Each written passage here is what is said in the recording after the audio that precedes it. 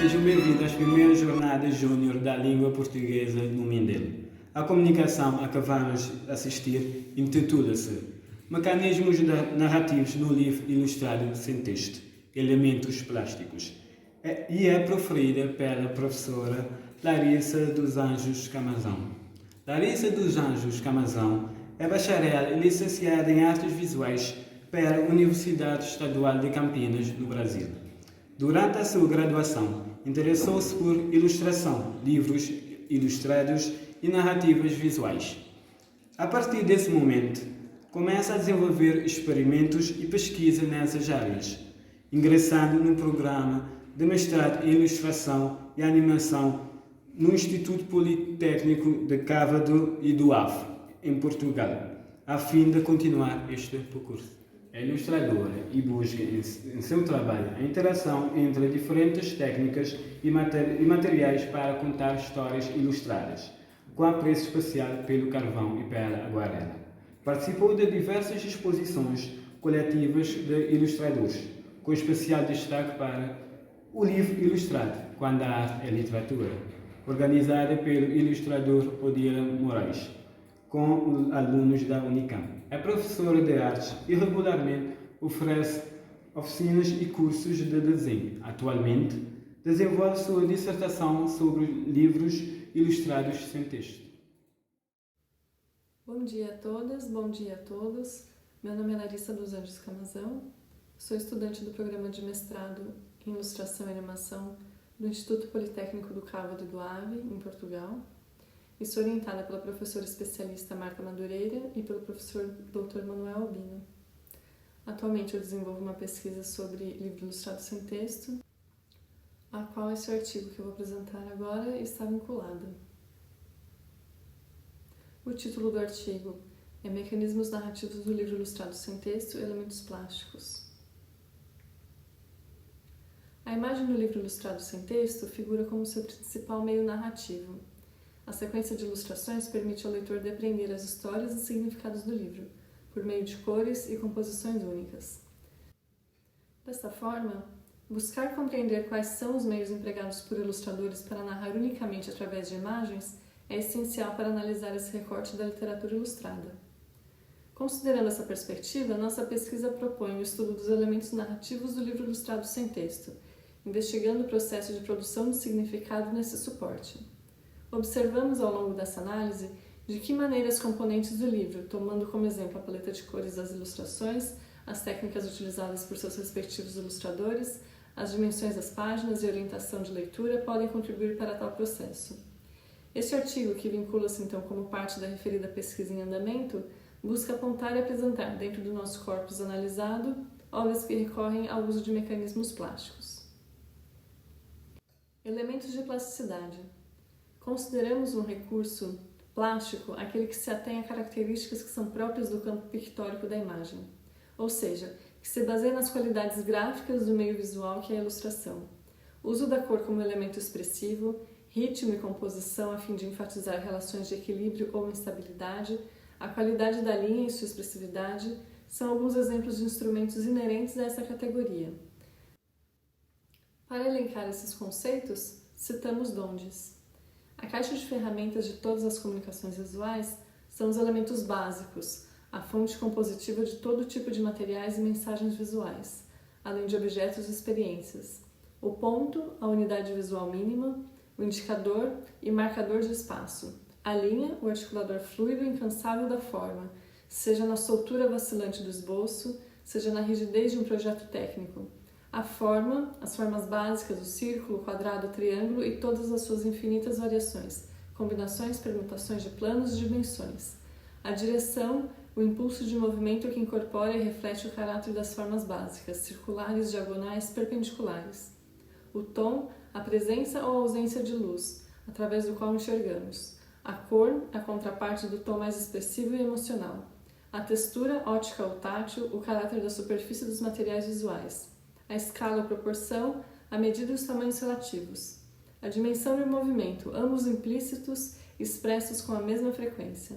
São esses os elementos visuais. A partir deles obtemos matéria-prima para todos os níveis de inteligência visual. e é a partir deles que se planejam e expressam todas as variedades de manifestações visuais, objetos, ambientes e experiências. Então, portanto, de acordo com a autora, o agente criador tem à sua disposição tais recursos referidos, por meio dos quais concederá determinadas características à imagem. Observamos dentro do campo da ilustração que a tal caixa de ferramentas, denominada por Dondes, é amplamente investigada e experimentada pelos ilustradores. Esses buscam combinar e explorar os recursos visuais, propondo narrativas inovadoras e poéticas únicas. Recorrendo novamente a essa autora para justificar essa afirmação, os elementos visuais são manipulados com ênfase cambiável pelas técnicas de comunicação visual numa resposta direta ao caráter do que está sendo concebido e ao objetivo da mensagem. Tendo em vista, então, o nosso corpus analisado, contemplamos os seguintes mecanismos dentro das possibilidades plásticas e narrativas da imagem. Utilização da cor. Como referido por Dondes, a cor é um dos elementos visuais de maior potência expressiva. Seu uso associado às sensações e humores tem a capacidade de emitir informações de maneira imediata àquele que vê uma imagem. Corroborando essa observação, Dondes afirma que, como a percepção da cor é o mais emocional dos elementos específicos no processo visual, ela tem grande força e pode ser usada com muito proveito para expressar e intensificar a informação visual. O uso da cor, portanto, pode ser impregnado de cargas emocionais que se expressam através das paletas utilizadas pelo ilustrador. Outro autor também que ressalta essa competência é Oliveira, que afirma que a cor é um dos elementos constitutivos da imagem narrativa que possui maior poder emotivo e evocativo. Nesse viés, um exemplo representativo do nosso corpus do uso desse elemento a fim de exprimir emoções e sentimentos é Dança, de João Fazenda. Nesse livro, o mote principal da narrativa é o contraste e as diferenças entre o personagem principal e a sua companheira. Ele, de personalidade fria, que vive um cotidiano mecânico e austero, é representado em tons frios de azuis, verdes e cinzas, assim como seu entorno e local de trabalho. Ela, a fim de contrastar com a rigidez do companheiro, é colorida em tons quentes de vermelho, sugerindo então uma personalidade acolhedora e calorosa. Citando Ramos e Rodrigues acerca dessa obra, as ilustrações de João Fazenda adquirem uma dimensão polissêmica, socorrendo-se da alternância de cores e da impressão de movimento para colocar em oposição os dois universos representados e respectivos estados de espírito. Outro uso completamente distinto desse elemento visual a fim de inspirar emoções é observado em Cena de Rua, de Ângela Lago. As cores saturadas que a autora utiliza para representar os personagens humanos, longe de se ater a uma representação natural da pele, atua como recurso de distorção dos indivíduos, realçando a situação de vulnerabilidade do menino. Dessa forma, Lago enfatiza sua crítica social presente nessa obra. Pires, em sua análise acerca desse livro, relaciona as cores com os automóveis e o meio no qual se encontra o protagonista, traçando relações semióticas entre as três cores do semáforo, vermelho, amarelo e verde, e os estados de espírito do menino dentro da narrativa. O autor afirma que, no que diz respeito ao nível discursivo, aquele em que o enunciador assume a narrativa, podemos dizer que não há eufemismo no tom da autora Ângela Lago, pois o livro discursiviza o tema das crianças que vivem em estado de risco e descaso da sociedade pelo tema.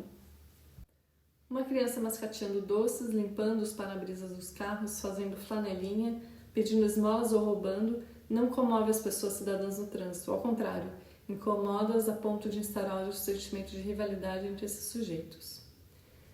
Podemos destacar outro exemplo do uso da cor a fim de assinalar o contraste entre protagonistas em Romeu e Julieta, ilustrado por Mercê Lopes.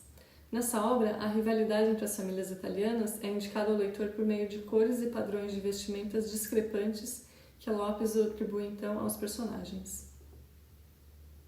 O uso da cor como elemento contrastante não se limita apenas aos personagens nas narrativas analisadas. Constatamos também que tal aplicação se estende aos objetos e elementos do cenário. Segundo Arhain, nos sinais, nas bandeiras, nos uniformes, a cor estende o âmbito das diferenças comunicáveis. Observamos então em Jornada, de Aaron Becker, a distinção dos elementos mágicos, tais como o giz, o pássaro e as portas, por meio de matizes específicos para cada personagem. Os itens então que pertencem à menina são representados em vermelho, enquanto que os roxos se referem ao menino. Para além dessa distinção, Becker também contorna esses elementos com suas respectivas cores. Dessa forma, ele destaca esses objetos dos cenários e dos personagens que estão delineados em tons neutros. A cor também atua como agente significativo para denotar passagens do real para o imaginário em alguns elementos dos nossos corpos. Em A Piscina, de Ji Yeon Lee, o personagem principal, ao mergulhar em uma piscina, adentra um universo fantástico, com animais e seres imaginários, completamente oposto à superfície trivial no qual se encontram os outros banhistas. O ambiente inventado para ser distinguido do espaço cotidiano é representado então a cores. Quando ele mergulha, as roupas do personagem se tornam coloridas, condizendo então com essa paleta da paisagem fantástica e dessas outras criaturas. De fato, a piscina é o único elemento que permanece colorido durante a história. Os banhistas que se mantêm à superfície não adquirem cores como os personagens que mergulham. A fantasia, realçada então pela pintura a lápis, é portanto lida como um universo à parte. Compreende-se de que as personagens brincam e imaginam um universo paralelo à realidade desbotada, excluindo-se a possibilidade então de que a piscina esteja realmente povoada de criaturas estranhas. Dentro de uma perspectiva natural, a cor é amplamente utilizada como recurso ao indício da passagem do tempo em uma narrativa. Em Lisboa, de Davi Pintor, o personagem percorre espaços da cidade homônima ao longo de um dia. Percebemos a janela de tempo devido aos matizes que o autor aplica no céu. Tons claros de azul celeste preenchem o espaço superior das primeiras ilustrações e lentamente são contaminadas por nuances de laranjas e vermelhos quando o livro se aproxima do fim. Beatriz Rodrigues, em sua obra Ladrão de Galinhas, também sugere a passagem do tempo por meio de contrastes entre cenários tomados pela luz do dia e cenas noturnas, indicando que essa perseguição dos animais durou demasiado tempo.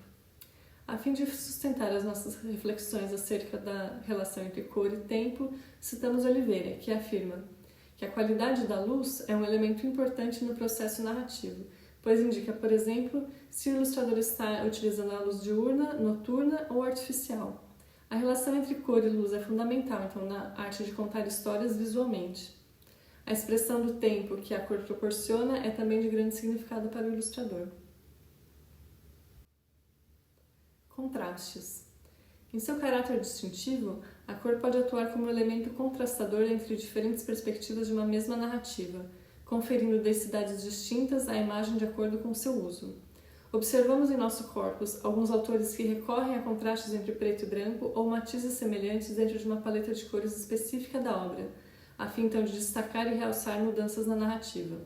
Essas alterações podem sugerir novas relações temporais, uma analepse, por exemplo, a transição de um meio real para outro imaginário, ou ainda alterar o ponto de vista pelo qual a história é contada. Os autores Iela e Enzo Mari, em O Ovo e a Galinha, por exemplo, transferem o ponto de vista externo do leitor a uma perspectiva interna por meio da alteração da cor de fundo, possibilitando a observação do que acontece dentro do ovo.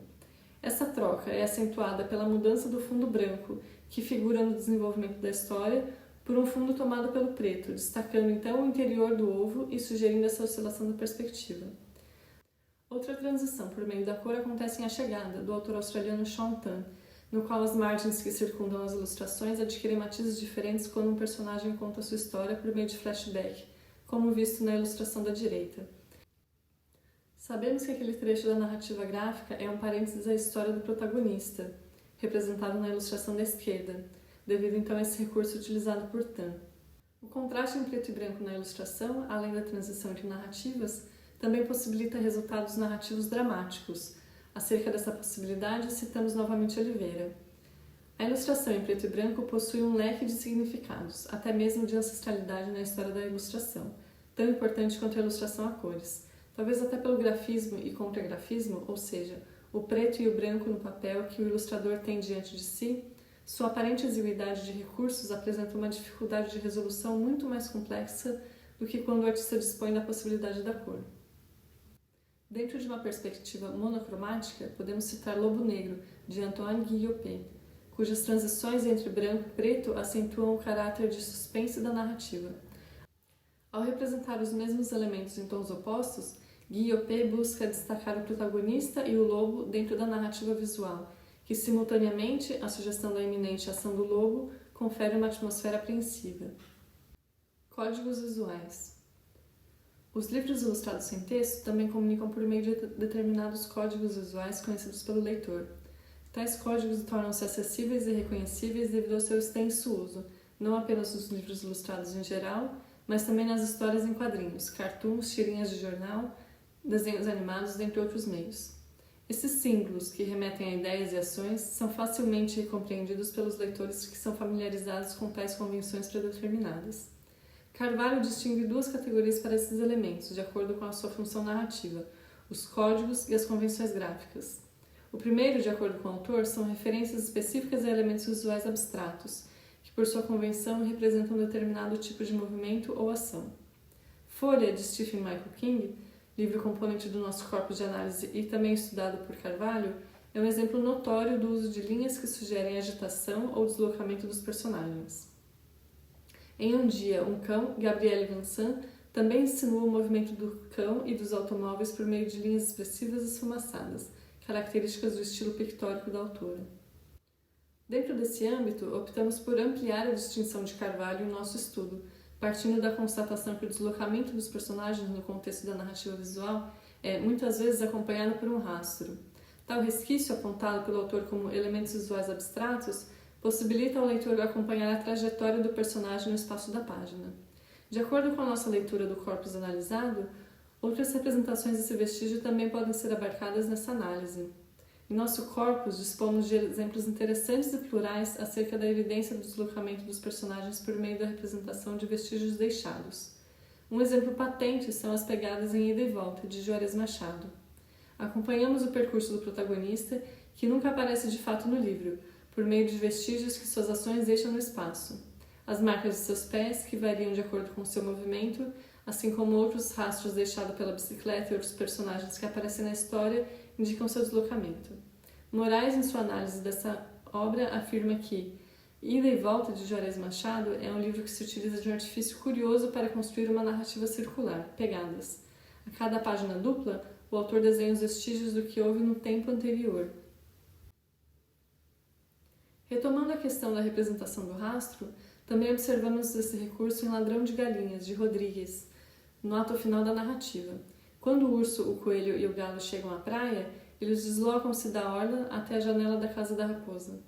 As pegadas deixadas na areia indicam então essa trajetória, evitando dessa forma que o leitor se confunda ao se deparar com os personagens representados em ambas as páginas. O deslocamento do ponto de partida na página esquerda até a página direita é descrito, portanto, pelas pegadas. A segunda categoria apontada por Carvalho é das convenções gráficas, e citamos o autor para sua descrição. Assim como os códigos gráficos do grupo anterior demonstravam um movimento por convenção, essa categoria busca apontar para a utilização de convenções gráficas para a representação de questões abstratas conceituais. De nosso corpo, citamos novamente Ladrão de Galinhas, para demonstrar a capacidade que as pequenas linhas desenhadas ao lado da personagem sugerem que ela esteja conversando então com outros animais. Também em Dança de Fazenda, observamos a companheira do protagonista jogar um beijo quando, no início da narrativa, os dois se despedem antes de um dia de trabalho. Esse gesto é representado por um balão contendo um coração, exprimindo o amor e o carinho dessa personagem pelo protagonista. Esses exemplos demonstram, então, a possibilidade da representação gráfica de um tema abstrato, tal como explanado por Carvalho. Expandindo, então, a categoria proposta por esse autor, buscamos analisar o nosso corpus pelo viés simbólico que os elementos gráficos podem adquirir dentro da narrativa do livro ilustrado sem texto. Dentro desse âmbito, Mercê Lopes, em Romeu e Julieta, retrata graficamente o amor entre dois personagens de forma poética e singela. À medida em que dois jovens se apaixonam, Lopes representa o sentimento entre eles por meio de elementos da natureza em tons de vermelho que surgem no espaço narrativo e aos poucos tomam as páginas nas quais os personagens contracenam. Outros componentes, como o círculo, simbolizando o desejo da união entre o casal, a corda que os mantém conectados e os espinhos que permeiam as páginas enquanto a relação torna-se cada vez mais impossível, também são empregados de maneira simbólica pela ilustradora. As obras analisadas, assim como as demais constituintes do nosso corpus de investigação, apresentam distintas experimentações com os elementos plásticos próprios da ilustração. Observamos então diversos usos da cor, do contraste e dos códigos visuais empregados por ilustradores com estilos pictóricos tão característicos. Esses usos aliam-se naturalmente ao teor da narrativa que o autor deseja transmitir por meio das imagens. Dessa forma, os ilustradores dispõem de possibilidades infinitas dentro do recorte plástico, buscando resultados visuais únicos que contribuem para a história apresentada pelo livro. Investigar tais obras é essencial para compreender, portanto, algumas das possibilidades narrativas que a imagem oferece, principalmente quando tratamos de obras narrativas gráficas que não recorrem ao texto. Essas são as referências utilizadas no desenvolvimento desse artigo. E nós agradecemos a atenção e a oportunidade de apresentar o nosso trabalho.